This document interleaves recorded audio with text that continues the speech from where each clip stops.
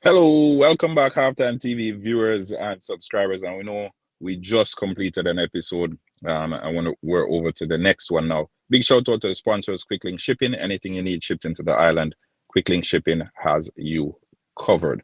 All right, so we just spoke about one Phoenix athlete, and now we're over to another.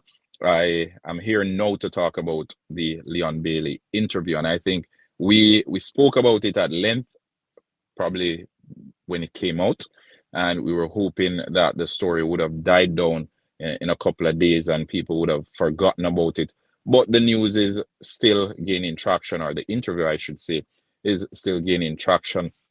And I thought I'd share my opinion on everything. And again, this is my opinion again after everything that happened over the weekend. The Reggae Boys placed third in the Nations League.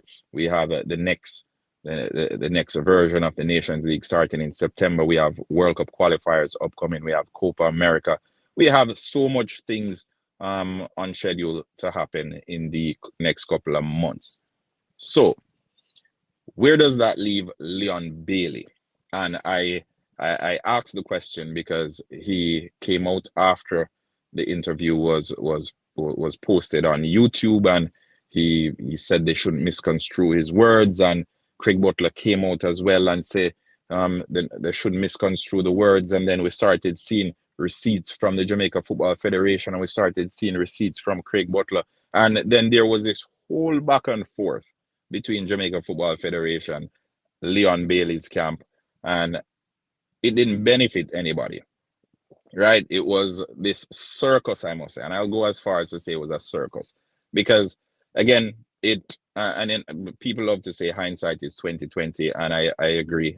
I'm in that camp. Hindsight is in fact 2020, because I know that this was definitely not the reaction, or this was not what they expected to gain from the interview. I think this interview that Leon Bailey did, or that interview that Leon Bailey did more harm to brand Leon Bailey than anything else. We could hear in the interview, we could see he was evidently frustrated. We could hear that he was pushing an agenda beyond just himself, just beyond just me, Leon Bailey, having to go through all of this. So it was far beyond Leon Bailey. And Craig Butler, who is his agent slash his father, so he refers to him as his father, he has made multiple posts on Instagram, and I'm one of those who think if you can avoid social media, please avoid it, especially if you're a public figure. It's obvious Leon Bailey hasn't had an interview coach. It's obvious that the press team, or if he has one, those advising him aren't doing a great job, because right now it's almost as if they're trying to out a fire that they themselves caused.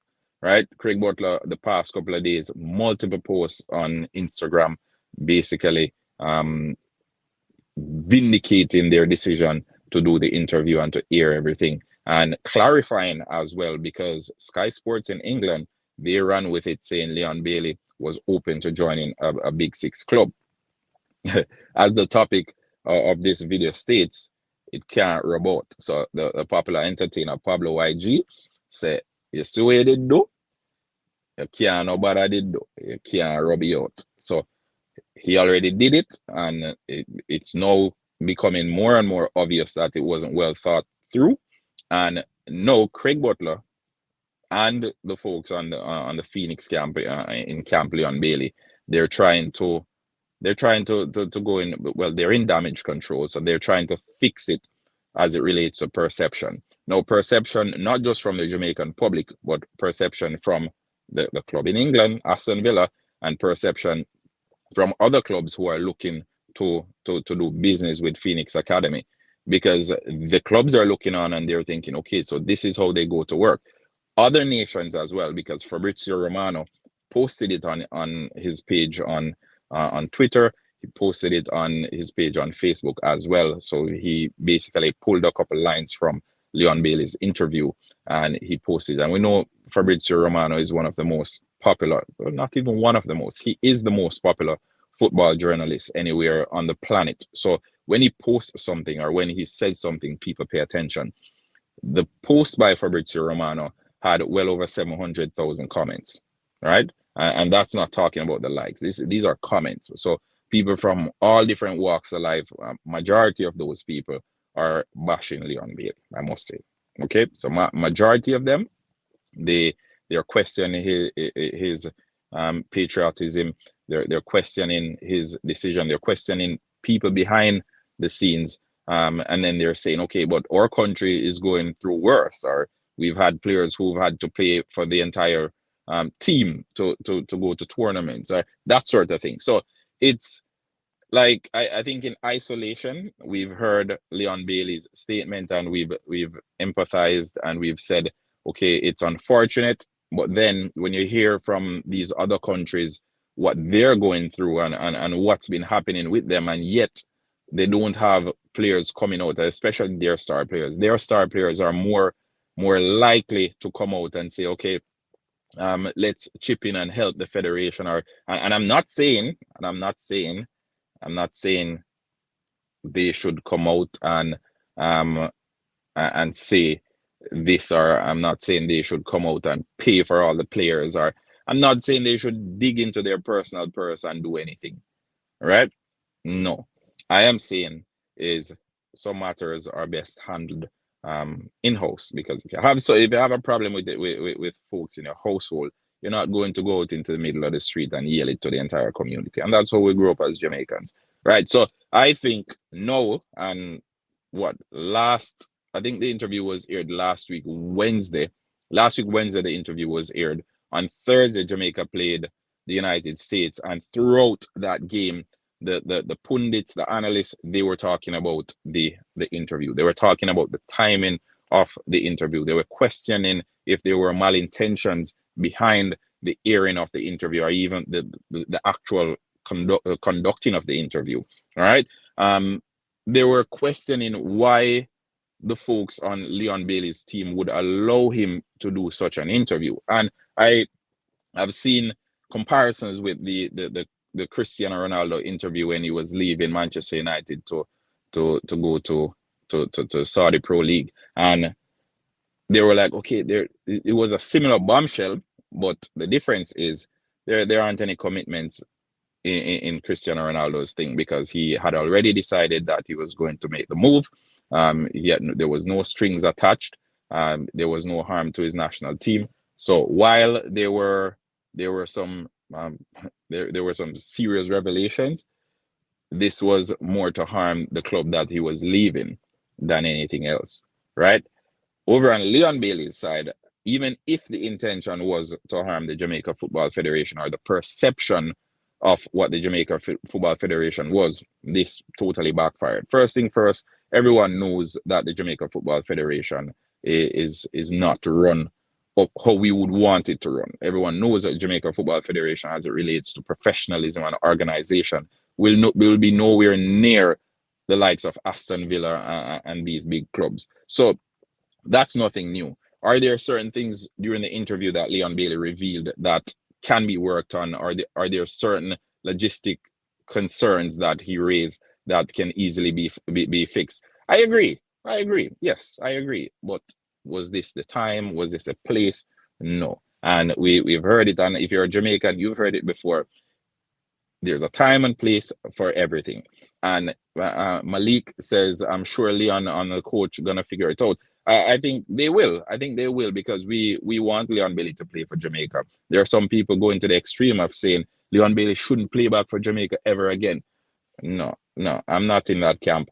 We want Leon Bailey to play for Jamaica. We always want our best 11 to be on the pitch. All right. But as it relates to the fans, as it relates to the current perception of Leon Bailey, it has changed dramatically. There are certain fans who were feeling a bit sorry for Leon Bailey at the beginning and saying, okay, he needs time and he's going through a lot. Or we're going to have far less of those. And from his club side, Aston Villa, I expect there to be discussions as soon as he returns from his break. Now, all right, Aston Villa is going to draw him up. If they haven't even, I'm pretty sure they've spoken to him before, because I saw him post on on Twitter. I saw Craig Butler making multiple posts as well. And I know those posts aren't for the Jamaican people. I know those posts aren't for the Jamaica Football Federation. Those posts are to assure the Aston Villa community that, hey, Leon Bailey is committed to Team Aston Villa. Okay?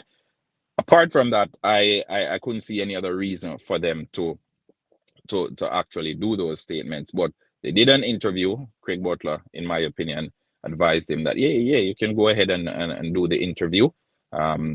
You can say what you want to say, and the podcast is Let's Be Honest. So you're being honest. But my thing is, even if you're being honest, you can still be diplomatic. If they ask you, what about the Big Six teams? Is there a move to a Big Six club in the future? You can be you can be diplomatic. You can simply say, I'm currently paying for a Big Six club. Aston Villa is in the Big Six, or I'm currently focused on my club. That's it. Leave it there, right? I'm pretty sure a lot of these people are trained to answer these questions, and you get a lot of preparations when you're going into interviews. And again, Leon Bailey, if you need my services, I'm willing to offer my services for free, right? Because there's obviously some work to be done behind the scenes as it relates to getting you ready for interviews, or what to say or how to say it, and how to phrase your terms when you're on interviews. DJ Architect, so what are your thoughts on JFF1 Bonnie to apologize or not play back for Jamaica again? I think that's a strong-handed approach. That matter can be resolved in a separate approach can be used to resolve that matter.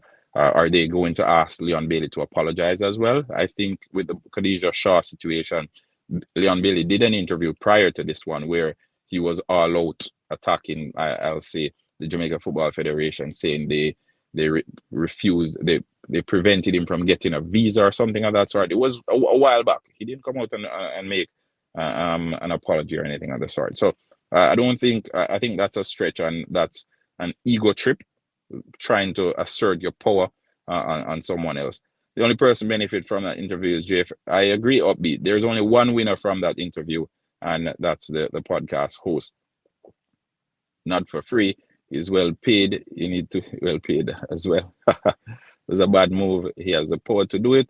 The problem is the podcaster is not sensible. Yes, but again, fix it, Those are discussions that you need to have with the podcaster. You need to put it out there and say, hey, my team is currently in a tournament, so I'd prefer if you don't release this interview until Monday. Then the interview would come out today, which again, it would still generate a lot of traction. Why?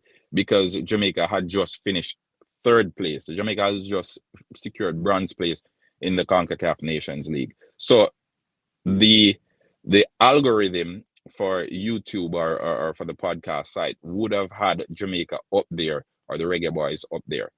All right. So again, it's one of those. I think if you go out there and you say, hey, don't release these until that time, I don't think the podcaster can feel anyway. I think what Leon did and the timing was more devastating to the JFF and the team. No, I disagree.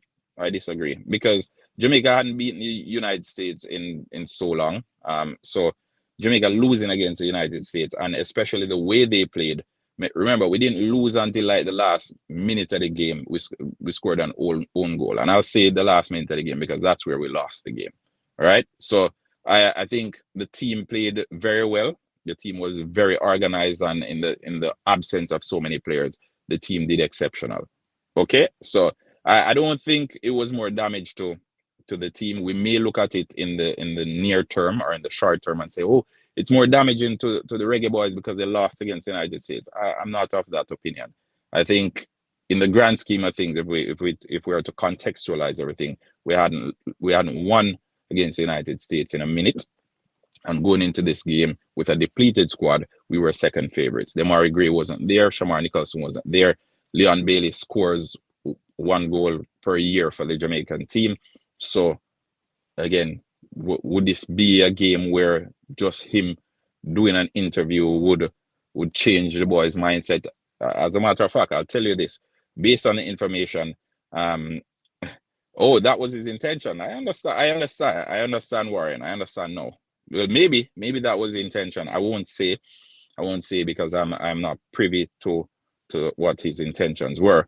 But it's one of those, agent or lawyer should have watched the interview before it released. DJ Architect, true. Because and I'll say this: had the interview not gone public, Aston Villa wouldn't have had so many questions. The fans of Aston Villa wouldn't have had so many questions. We wouldn't have Sky Sports publishing something that and quote unquote Leon Bailey didn't say. So if you don't say something, if you didn't say something, it can't be misconstrued, right? Because if you're silent, silence can't be misconstrued. If you understand what I'm saying, he needs to make public apology to his teammates. Yeah, I think Leon Bailey would need to apologize to his teammates more than anything else, right? Because he owes his teammates that. That's my opinion. So it's more about the teammates than even the Jamaican public.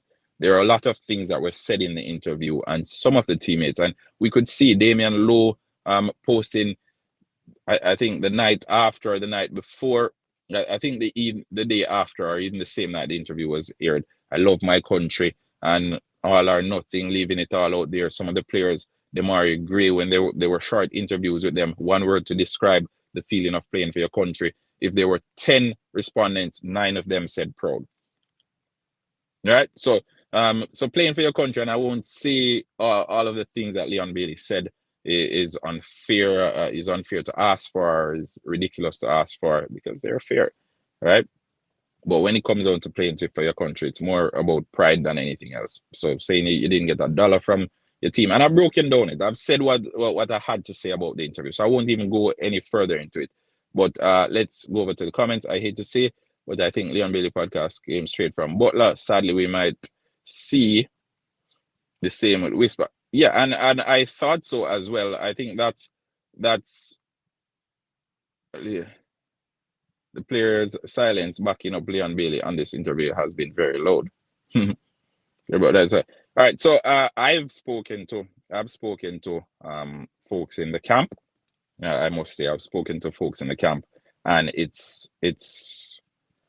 he's gonna need to do some work to get them back on his side. And what I'm gonna do, I'll try and get maybe representative from the Reggae Boys squad to come on the channel in the next couple of days. All right. Someone said he already corrupt Whisper.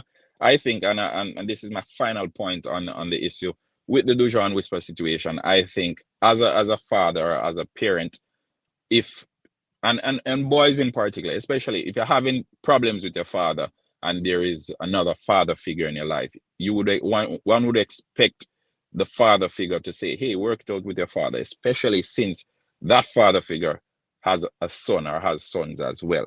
Right? I've had instances where my father and I have had disagreements when I was a teenager, and my father's friends, they've come to me and they've had conversation with me and explained everything and saying, hey, this is what your father means you well, this is what he wanted to do, this is what you get what I'm saying.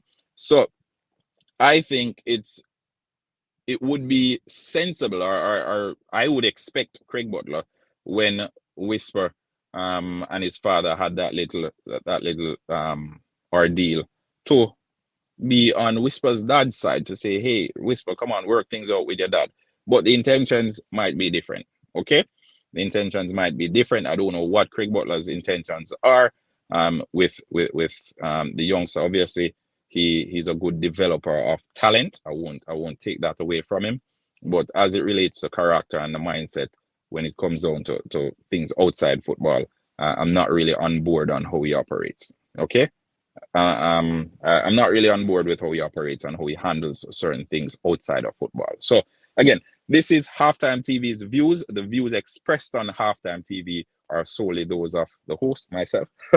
So I don't want you guys to think, say, all right, Halftime TV is bashing or Halftime TV is criticizing. No. All right, no. But just share my views. If you don't agree, let me know in the comment section. If you agree, let me know in the comment section as well. But Leon Bailey's interview, and this is what, a week after, and almost a week after, like 4 days after, 5 days. Hopefully it'll be 9 days talk, but how rapidly it's been spreading in England, and based on my contacts in England, to how rapidly the press and the folks at Aston Villa have been running with it. I think they need to do a lot of work. We have them now in damage control mode. Craig Butler posting a picture or a comment or an explanation every other second. Jamaica Football Federation, I reached out to Jamaica Football Federation to actually come on the show to speak about the actual incident or the actual interview. And I was told that they released a statement and they wouldn't be speaking further on the matter. The statement is probably 3.5 days long. I read the statement in its entirety. And then afterwards, we saw Craig Butler releasing emails from 2015, as far back as 2015, on his Instagram page. So again, Halftime TV is just sitting on the sideline and watching. I hope it doesn't go downhill for Leon Bailey from here. Obviously, just signed a new contract, but signing a new contract doesn't mean much in the grand scheme of things, because if you break favor with the clubs, they are more willing to replace you. So don't think you're irreplaceable. Regardless of who you are and the club you play for, you are replaceable. Okay, you're expendable. All right, so I'll do a quick run through of the comments and then I'll leave it at that. But those are my thoughts on everything, and I'm curious to hear what you guys have to say. DJ Architect Whisper, just keep a baby shower. Yeah, we did a video on that too. You can look out for that video. It was done before this one. Richie Leah with the woman to make Whisper. His intentions are to remove any other voice of reason from Whisper's ears. Bless up real. Architect Bailey go turn up next season though for Aston Villa. Bailey go reach 15 goals for Aston Villa. That's not true. Okay. Big up reggae boys and girls as we rise. Yeah. Leon and Whisper were talented from young and probably would. Well, I won't go as far as to say that Diaby is already there. He's replaceable.